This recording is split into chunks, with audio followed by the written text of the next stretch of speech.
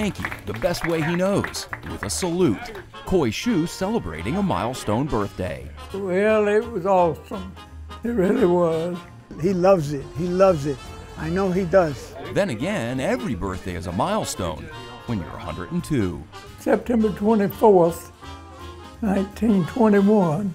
We've been having birthday parties for Coy for quite a while. With 102 American flags in the front yard and a birthday cake fit for a king. Not too big, Major. It's his birthday. You can have And family members from both his own family as well as the Marines, all there to celebrate a man who's more or less a living history book. Well, I really never did cross my mind how old I was going to get. Born and raised in Charlotte during the 1920s and 30s, this picture hanging in Coy's garage shows a Charlotte most of us wouldn't recognize. But when 20-year-old Coy saw what happened in Pearl Harbor in December of 1941, the United States of America was suddenly and deliberately attacked, and heard President Franklin Roosevelt's speech in response, he knew right then he had to do something. I volunteered. I talked to my uncle, he was a Marine, and I called him up and I said, listen, Carl, I want to go to the war. He said, join the Marines. And that's what I did. Showing him this photograph of himself when he first joined the Marines, I asked Coy what he remembers most about the strapping young man in the picture. He loved the Marine Corps. He really wanted to be a Marine, and he did. But the thrill of representing his country and fighting the enemy soon faded, as Coy quickly found himself in battle in the Pacific. You didn't know whether you're going to be living or not, day after day after day. I became a squad leader, had 8 men that I looked after.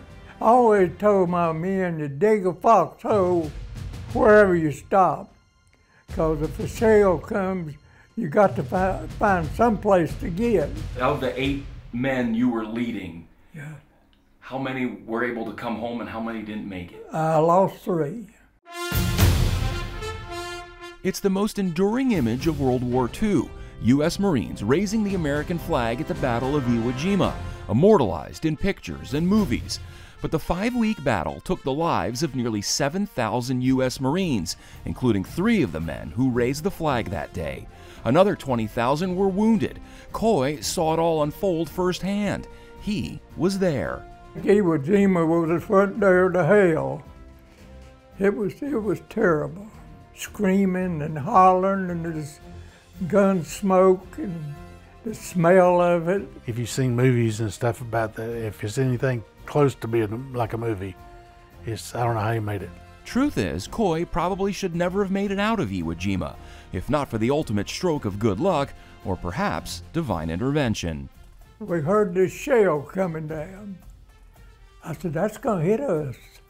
And we jumped in a hole, and the shell came down and landed right between us. And I couldn't breathe for a minute. I was waiting for it to blow me up, you know, but it didn't. It was a dud and didn't go off. That's a rarity.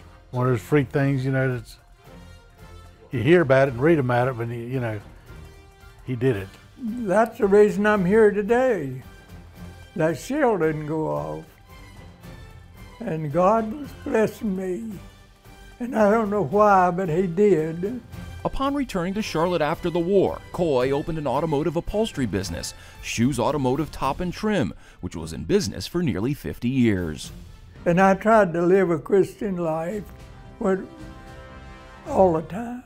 Tried to raise my family as Christians. Went to church. Did the things that people did back then. By his side all those years, wife Doris May. She was there for Coy's 80th birthday party, 90th, even his 100th. But sadly, she passed away earlier this year at the age of 94, ending a marriage that lasted 3/4 of a century. 75 years. Doris was an angel. I always called her my angel. She was super. I can't cry or nothing else about losing her because we had so much together. But Coy is still surrounded by loved ones, his 2 sons, grandchildren, great-grandchildren, and of course, the Marines, and the bonds of their brotherhood that tie all generations together. But I think the other services don't really have the connectivity that many of the Marines have. A Marine's a Marine, period. Outside his East Charlotte home, the flags of the United States and Marine Corps proudly fly. Inside, his house is loaded with military mementos, with reminders of Iwo Jima just about everywhere. The question Coy, of course, gets asked all the time these days, what's his secret to living a long and healthy life? Eat your oatmeal, pray a lot.